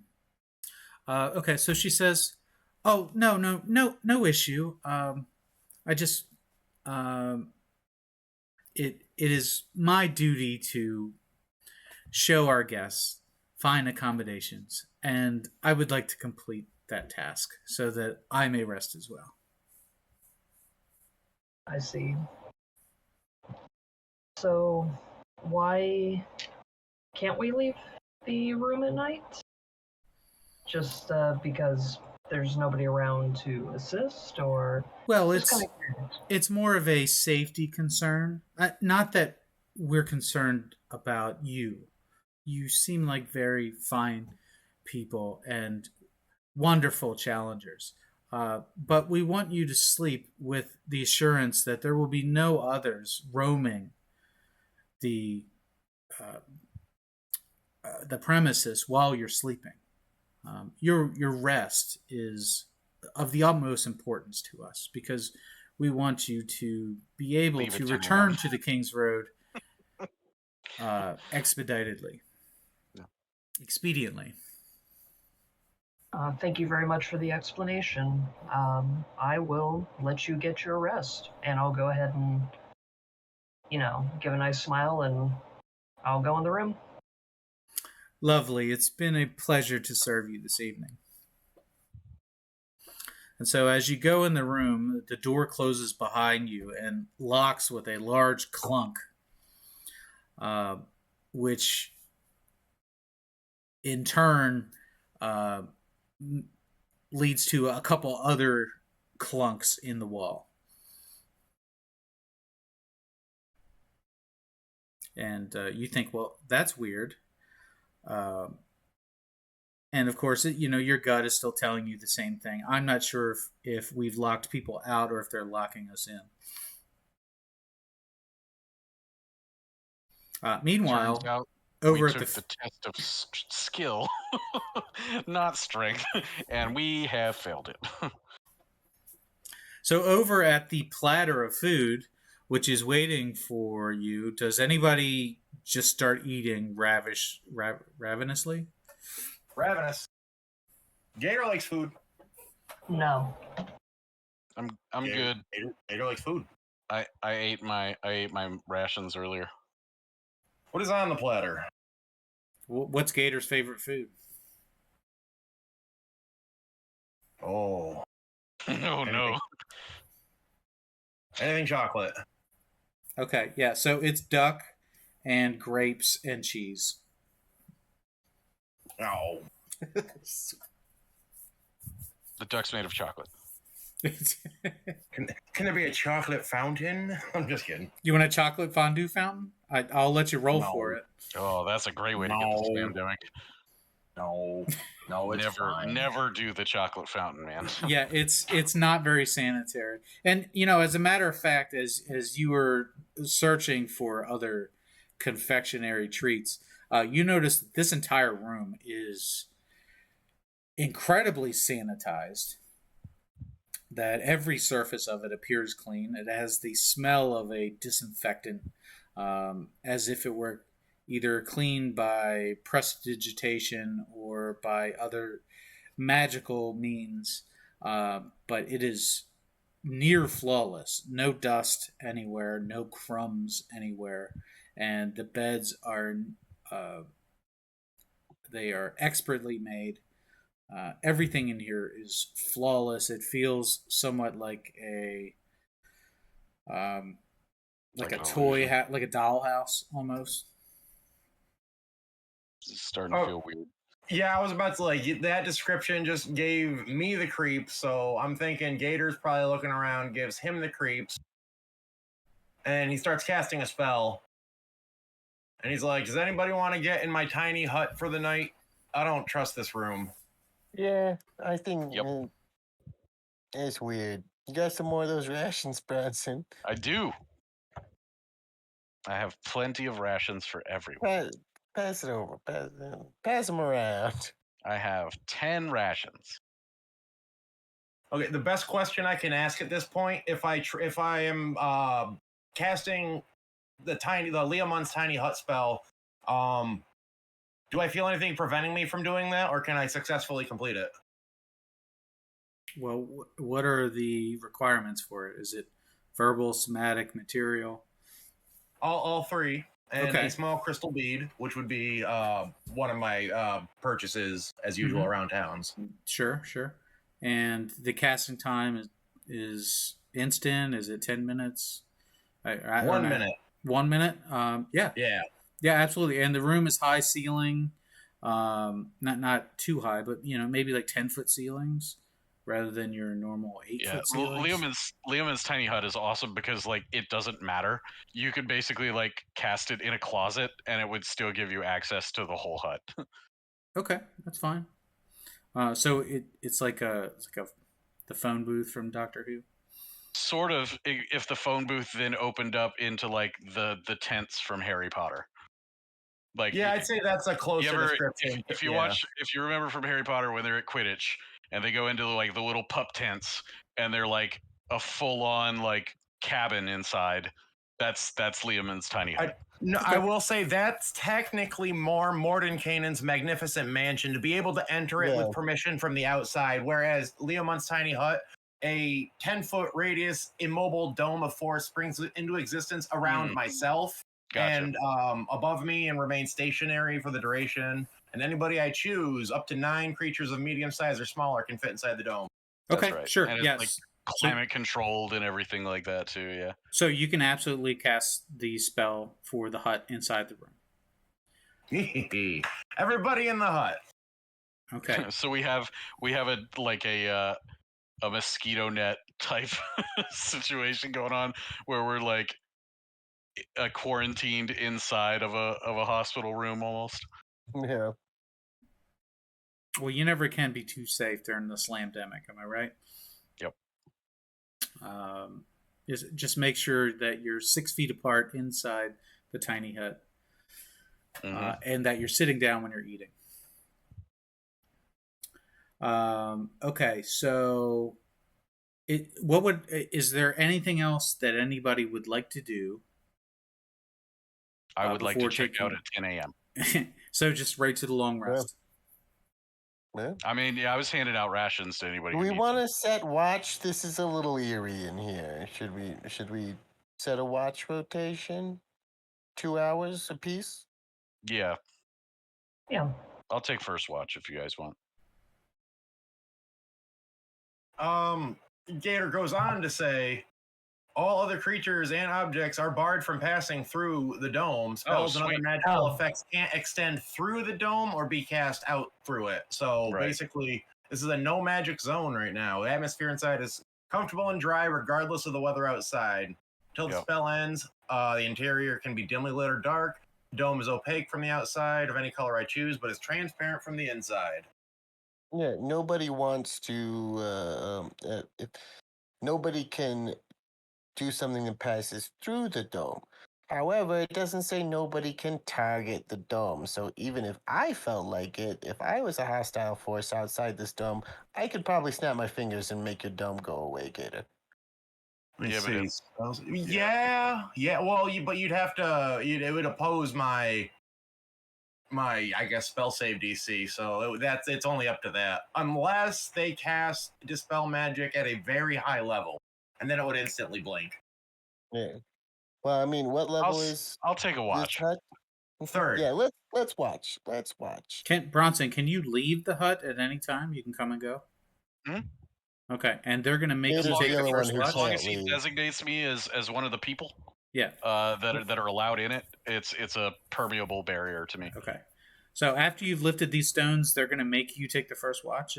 Am I understanding that correctly? Yeah, I mean, I'm hoping No, that. Bronson volunteered to take the first watch. Nobody's and, making. and everyone's like, Bronson do well, I mean, anything. if you want to, I mean, go ahead. Fine, I'll just sling my limp First arms watch to is the things. easiest watch. I Exactly, think. that's it. Okay. So as you're deciding what to do, let's have a perception check from who is saying the least. Rosa. Okay, Rosa, let's have a perception check. Perception check. All right. 15. 15. They're arguing, not arguing, they're debating over who's going to take the first watch. And you catch sight of Snugglecup going for the food. No. No, Snugglecup, no. Hey, Solomon, get your boy. Snuggle, I got your treats over here, Snuggy. Come here. All right, so Rosa, I want to have an animal handling check from you. Oh, good. Hey, he's been trained. Oh, I get to reroll it. Ah. Let me make sure of that. Pretty sure. No, not that one. Lucky. Yep. Okay, I can re-roll that. I rolled a 1, but I get lucky. 13. 13. Okay. So you tell Snugglecup, like, no. But he pounces on this tray and gets the roast duck in his mouth. Solomon, at this point, you do catch him and you give him orders. So let's have an animal handling check from you. And I don't know if drop it was one of the commands you taught him. Well, I rolled really good. I've not taught him drop it specifically, but you taught he's him no. very well trained at this point. Yeah, he knows no. I got now I'm failing to math. 25. All right, so he does drop it, and he continues chewing the bite that he had, and sheepishly kind of backs away, disappointed, sad that he disappointed his dad. It's okay. You're a good boy. I give him one of his treats. Yeah, but he's definitely eaten some of your roast duck. Yeah. And come into the bubble. We're staying in the bubble. It's camp out time. So the roast duck is on the floor now. It's got a little floor spice. We haven't hit the 10-second rule yet, or is it the 5? Is there a trash can in here? You're sure there's a place where you could dispose of it. A bin. I'm gonna put it in the trash. Yeah. So just pick it up, chuck it in the bin. So nobody gets any duck tonight. Instead, it's just hardtack. Pick it up. I'm gonna put the can down on its side and then kick the duck into the trash can. Go! He just runs around, takes off his shirt. Snugglecup's eyes are big as saucers. No. Okay. Put the lid on it. Put it over in the other corner, away from the dome. So Poison, Snuggle Cup. he watches Poison. you And I put the give him can. dinner at his regularly scheduled time. So you give him some of the meat treats that were originally from Iron Vale. You know, I have those- hydrogen peroxide I've for when restocked. we're going to have I to make him throw up. restocked in Timber Clash. Okay, fair enough. We can assume that. That's fine. That's fine. So it's the young lions inside a magic hut. I'm good with that. Everybody takes a long rest. Mm-hmm. Bronson. I'm taking first watch, and then I'll take a long rest. Okay. Technically, I don't have to concentrate, but I don't think I can sleep. No, you can sleep. Yeah, I'm pretty sure you can. It's like one of the whole purposes of it. Right, yeah, I guess that makes the, like, why You wouldn't just I... have to stay in the dome. If you leave the dome, it goes away. Right, so Bronson, if I start sleepwalking, it's on you to not slay me, but stop me. There is no concentration element of it. It lasts for 8 hours. No, I know, but I was kind of stymied for a second. I was like, well, what if I sleep? All right. So Yeah, you're good. everybody's going to sleep except for Bronson. Bronson, roll a Constitution check.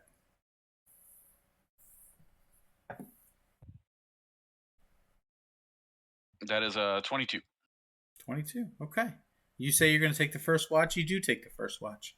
And who's going to take the next watch? Gator. Huh? You're up. Okay. So you wake up Gator, and Gator's going to take the rest of the night, and we'll be there at sunrise. Is that right? No, we're doing 2 hours. 2 hours. Yeah, we're doing 2-hour shifts. So each Okay. of us is going to take a shift. All right. Well, Gator, let's have a Constitution check. Ooh, Constitution. 12. 12. Okay. So Bronson wakes you up, tells you it's your shift, and he goes and lays down, and then so you are. I don't know what you're watching. There's nothing to watch. It is watch the front door. It is. I mean, it gets boring, right? And Yeah. then Gator has a couple long blinks, and before you know it, Gator, you're asleep as well. Crap. The next thing you know, let's have a perception check from everybody. 15. Everybody, what, Gator? No, you can roll it too. Oh boy. Natural 20, Oh, 23. I only got 13. And I Gator, rolled a 16, and with my new wisdom of 10 for my ability score improvement, I have a +0 instead of a -1, so total of 16. so Rosa, you're woken up by the sound of hard banging, clanging around, and then a sound, a meaty sound, a wet sound. If it's another gibbering mouther, I'm gonna be so upset. I'm No, still I think asleep. Snugglecup got the garbage. Yeah. See, this speaks to my real life too much. I'm still asleep, and I sit up and I go, Snugglecup, get out of there! Yeah, so so you do notice Snugglecup is missing, not inside the tent. Oh no. And as you peek out, there's Snugglecup in the bin, eating the roast duck. Presumably. You really want this to happen, aren't you? And I'm sitting asleep. And oh yeah, Gator just sound asleep. God damn it, Gator. I had to cast a whole spell. That's why I That's- wanted to give him second watch. It's the second easiest watch. Yeah. So what does Rosa do? I'm gonna have to. Well, okay, so Snowcup's just digging in the trash, right? Yeah. That's all the thumping I'm hearing. Okay. It's like, hey. I kind of. That was now a gibbering mouther. I'm like, maybe I need to poke Solomon because he's the one that he listens to. So it's like, hey, Get your boy. yeah, come get your boy. Y'all want to juice him up, so. All right, Hey, so All right. he's in the trash can, dude. Snag. All right, okay, fine. I dump whatever's left of the duck out of the trash can. We're just gonna let him eat it. All right. all right, so now he's eating it, bones and all, just chomping through it. No. It's Let's cook bone. Don't get it away from him. It's it's got a splinter. awesome. No, that cat digestive systems function differently than dogs. Trust me, he's gonna be fine. Yeah, I mean he's happy, and he looks healthy. This is, it's a great moment for Snuggle Cup. So who's taking the next watch? I'll take next watch. Okay. Well, you don't have to wait long before the sun rises. There was a while there where everybody was asleep except for Snuggle Cup. And You go back to sleep. I'll take the last watch since we missed a watch here. I'll just clean up with Snug.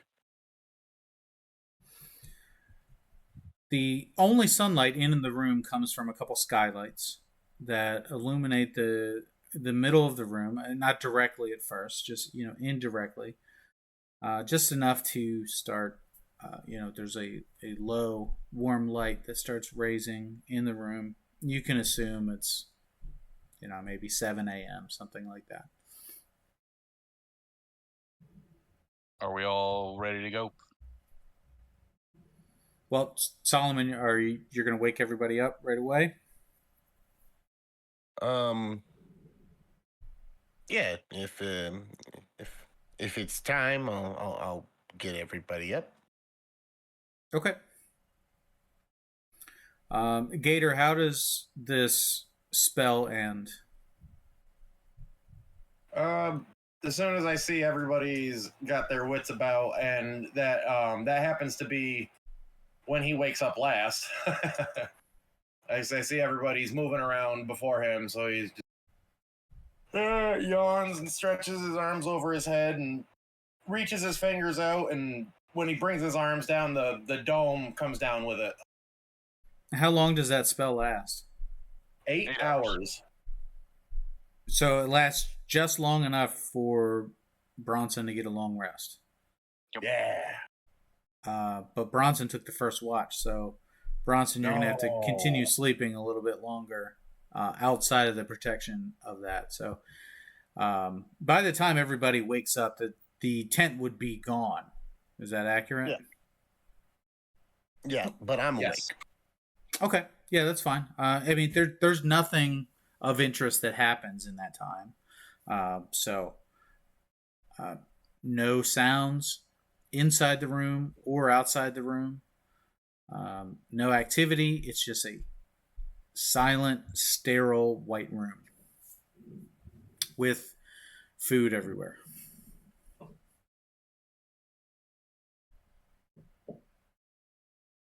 So we're assuming that once Bronson does wake up, it's maybe 9 a.m.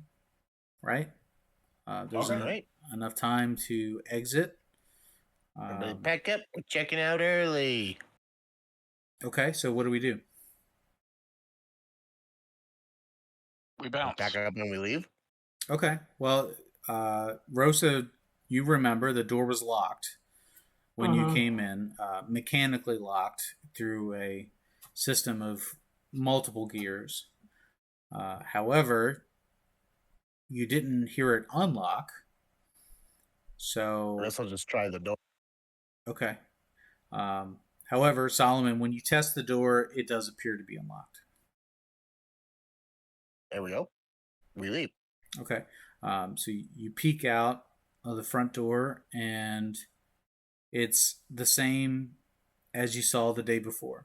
Just empty streets, everything perfectly in order. There are birds, songbirds, flying between the buildings in the morning. It's a lovely, beautiful place, right? Yeah, so back to the ship then? And as you exit the room, there is Kimura waiting for you outside patiently, smiling with her eyes and nodding to you. I trust you slept well? Mm-hmm. Yeah, peachy. Well, I want to thank Right. you and hope that you've enjoyed your stay here at White Rock and wish you all the best of luck and, on the rest of your way on the King's Road. Mm-hmm. Thank you. And as she points you towards the long staircase that descends into the harbor, the stone staircase that has no railings on either side. However, it's very wide. But there does not appear to be any resistance to letting you leave. This time I will ride down the stairs on Snugglecup, Okay. the Duck Lord. Okay. Well, let's see. What do we roll for riding? Is that an animal Handle handling? animal? Right. Yeah, I'll give you that. If failing anything, it's an athletics check.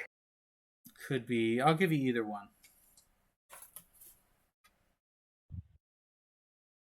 Well, I rolled bad. 12, but it's not like we're charging down the stairs.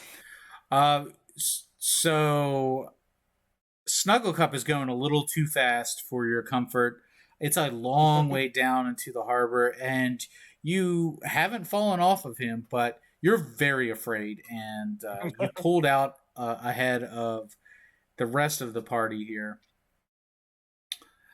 So as you feel like Snugglecup is accelerating too quickly down these steps, what do you do? I'm going to clench my thighs and grab onto his mane as hard as I can. All right. Climb up onto his back as well at the top of the stairs, like, don't worry, Bronson. All right, Snugglecup this time. Okay, let's have another check. There's your slinky moment there, Gator. Doink, doink, doink, doink. For fun, it's a wonderful toy. Thank goodness. I was like, I'm not rolling good on any of these dice. Plus 7 is 22.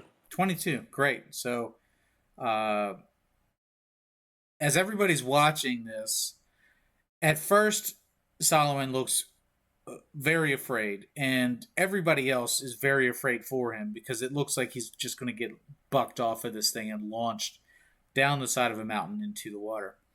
And then you gain your footing and are able to latch on, and then everybody thinks it looks really cool. But you're still very afraid that this is this Snug is going way too fast for you. So he does get to the bottom of the ramp, but he continues running at speed.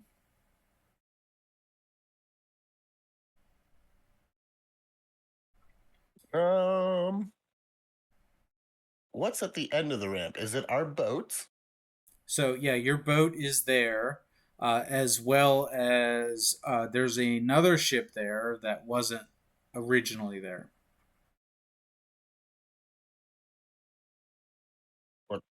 What kind of ship? Are they flying colors?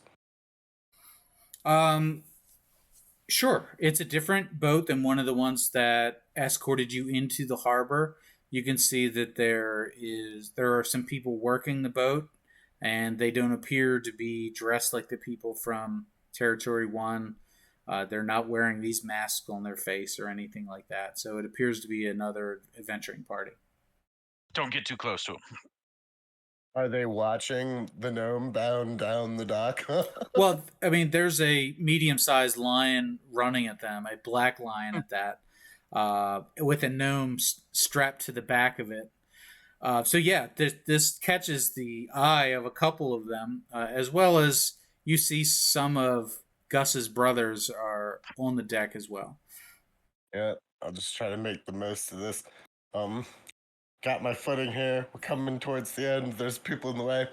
I'm just gonna pull back on the main and dig my heels in and lean as far back as I can. And whoa!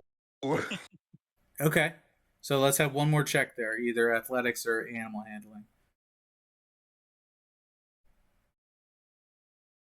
First did 5. 12 again. A 12. Okay, so Snugglecup does finally stop, but way later than you wanted it to. It doesn't look nearly as cool as you were hoping it would. You thought you would pull up right in front of the other ship, and it would be just this really badass spot. But Snuggy just keeps going, and at the sight of the water at the end of the dock, then he finally does slow down, skids to a halt, and that was way closer than it needed to be. I But like look back at all my friends who are still on the stairs coming yeah, down and so just go, man, I should have taken mountain combatant this level. Huh. so descending the steps, Bronson, Rosa, and Gator, are you just gonna just hoof it down the steps, or are you gonna? Yeah, I would have quickened my pace if Snowcup took off with Solomon. Okay, and Rosa, I'm just gonna make my way down the stairs. just Yeah, normally, okay, like, Downstairs. Yep. like, oh no, Yeah. there they go. I'm worried Yeah.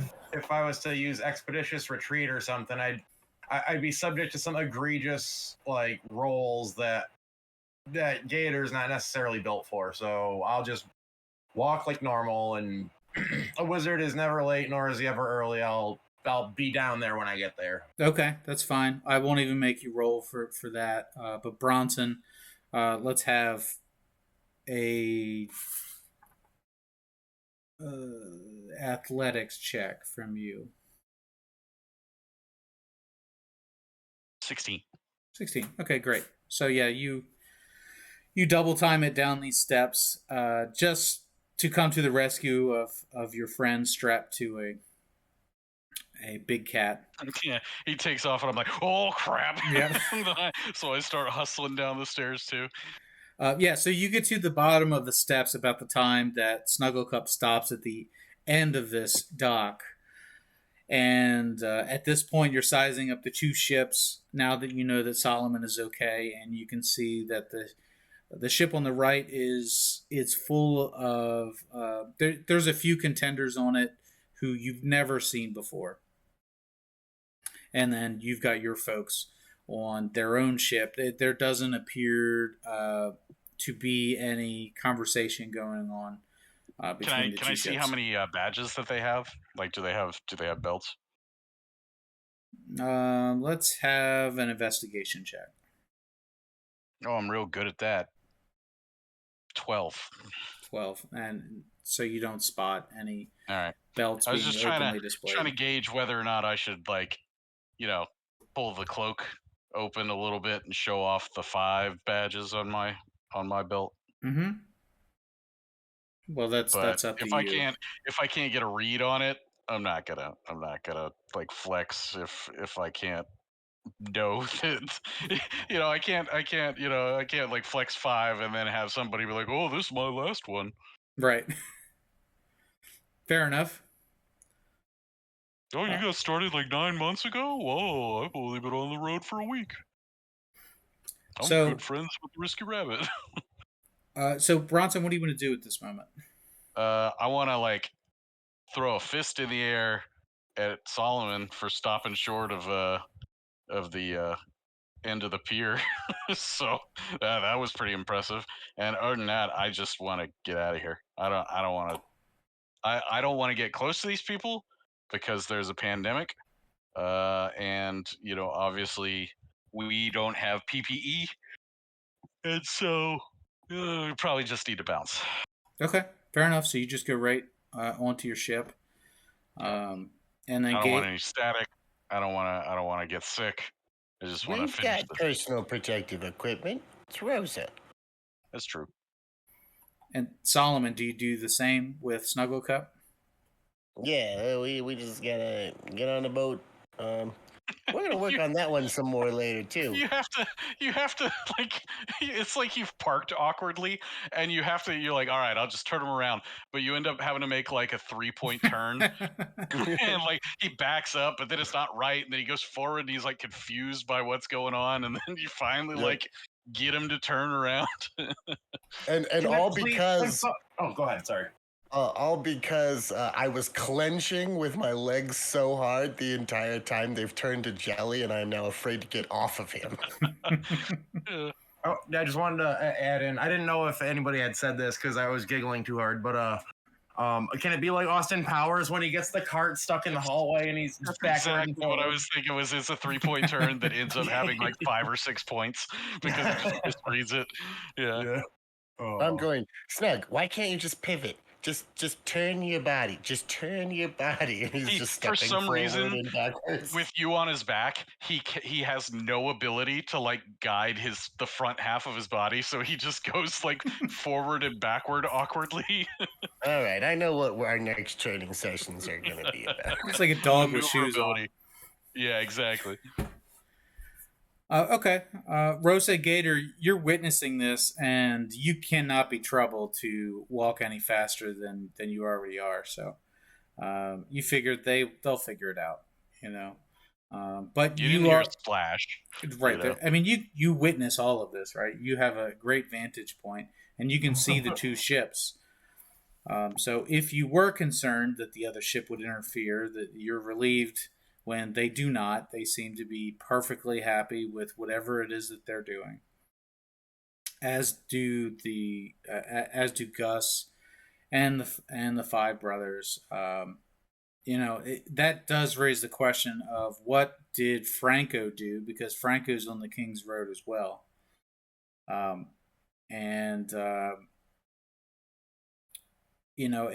this point, Bronson, when you're on the ship, you notice that Franco and Big Varro are not on the ship.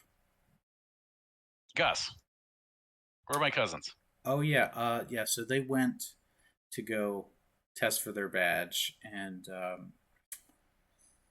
as a matter of fact, there they are right there at the top of the steps. And, Gator, you can sense a presence behind you, and it is both Varro and Franco at the top of the steps, and Franco with yet another badge on his belt. He's got a total of 4 badges, not 5, but just 4. Can I do the dramatic prairie dog turn? I was gonna say internet meme. I was gonna say that Varro would definitely give you a wet willy as he walked by you. No, well then I return a gooey Louie. Well, that's where you do that, but you stick it in your nose. Yeah, gross. I don't want to hear it. I knew it was gonna be bad. Yep. So you're unsure whether or not they've witnessed this whole stairs incident with Snuggle Cup. They heard it for sure. They may have, or they may not have. It's hard to say. But they don't seem too concerned about anything, and they are walking leisurely down the steps towards the SS Celtigar as well. So, Gator, Rosa, anything else before you board the ship? It's just so weird that the place is so empty, but I know we're in a bit of a bind, so I got nothing. Okay. Gator? I'm running over my spells again real quick, but there's nothing too demure I could do. Try to judge anything here. So, and I already spent a 3rd level, so that's kind of... no, I think that's about it for Gator. Okay, fair enough. I can summon more Mephits if you want me to, DM. Well, it's going to take you at least a minute, right? Mm-hmm.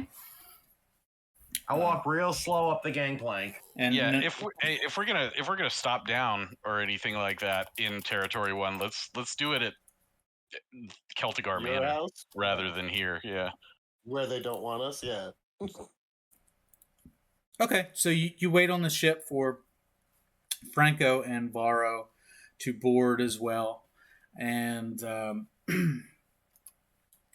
so there they are. They get on the ship, and they look at you, and Franco puts his hands in the air, and he's like, "So, I like show him the badge. oh, Which nice."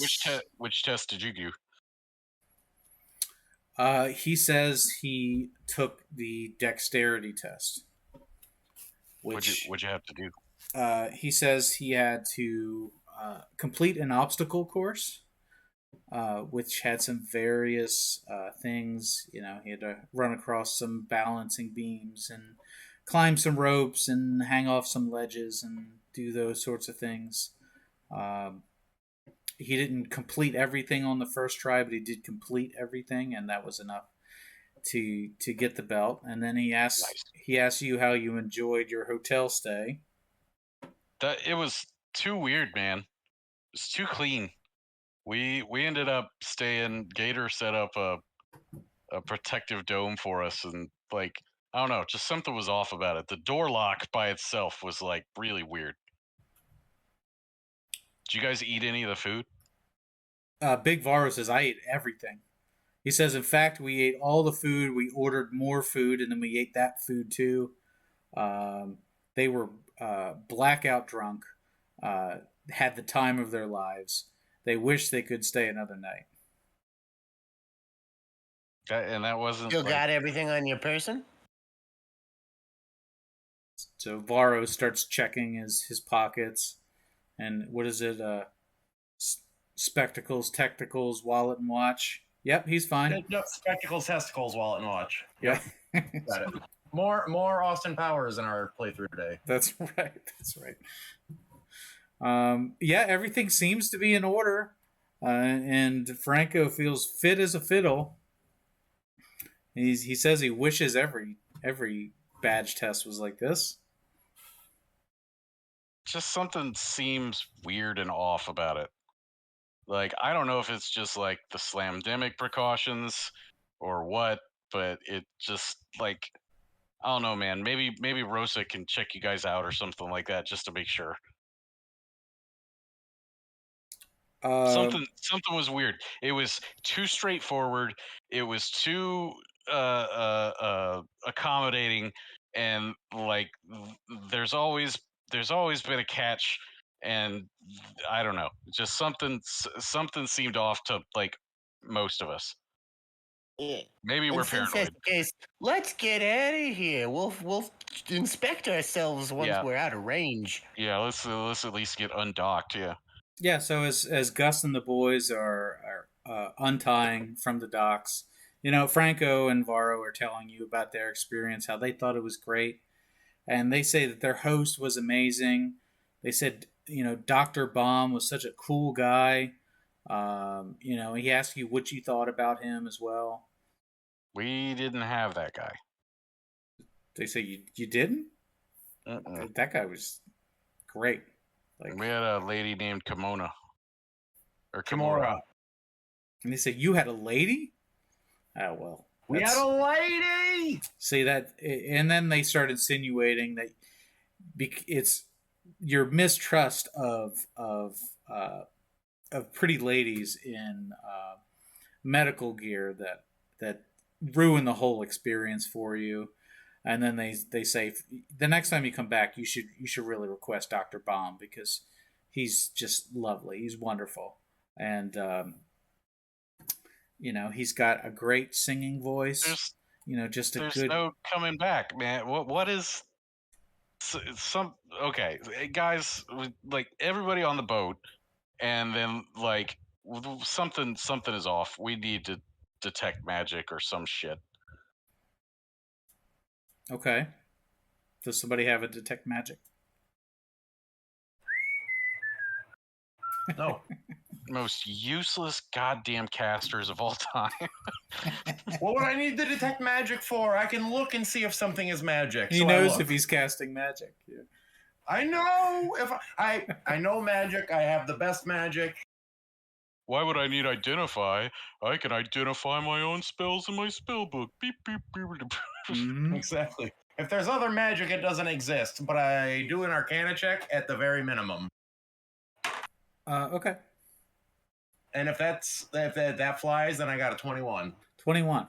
Okay, so you start comparing stories, and you're trying to pick out moments of your experience that could have been affected by magic, but you're just not able to put your finger on it. The only magic that was cast was by you with the tent.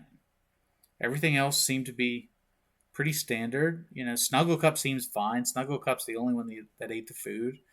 Nobody drank the wine. The room itself didn't change from night to day. Kimura was completely consistent from the time you arrived until the time you left. The only difference there is that Franco and Big Varo had a completely different host with a different personality, but was just as accommodating, right? The host that they had, they definitely made more requests of him, but he was perfectly willing to meet every request that they had, and they took advantage of that a little bit, and they had a wonderful stay. Yeah. So this is either just DM games being played on the players, or like I don't know, man. It's just it just seems too clean. Like it's not, like even Territory 1 is, got a little bit of grime to it. Like I don't know. It's just something seemed off. At this point, Gus kind of shoulders up next to you guys like he's one of the Celtigars. Just, waiting, just eavesdropping and just kind of hanging out, waiting to be acknowledged. Yes. Roman Reigns over here, acknowledge me. He said, I couldn't help but over here, you had questions about what was going on, and everything sounded wonderful up there. Congratulations, by the way, on the badges. Like, we are not worthy. You're just amazing specimens. You're not getting another raise. Just out with it. Yeah. So me and the boys had a little conversation with the guys on the other ship, and Jesus. I have got some news that I have to share with you. Is it a positive COVID test? Well, you're going to have to wait until next week because that's where we're going to end the session. And, the SS Celtigar headed out of the harbor of White Rock, more commonly known as Uptown, 5 badges deep, and headed towards either Terrace. Well, you can head anywhere you damn well please. But, the question remains, was this whole scenario just a red herring, or was there nefarious things going on? And did Gator by accident just completely break the system here with his magical spells? We may never know. Has he derailed your plans for 2 weeks in a row? Maybe. It's hard to say. But we'll have to ask Gus next week.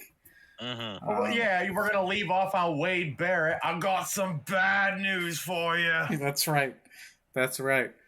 So, Gus, we're going to get Gus to a point where you feel like he's a valued member of the party. Well, he's definitely not there yet. He does already have immunity, hopefully, to the slamdemic, since he has had it and been cured of it before.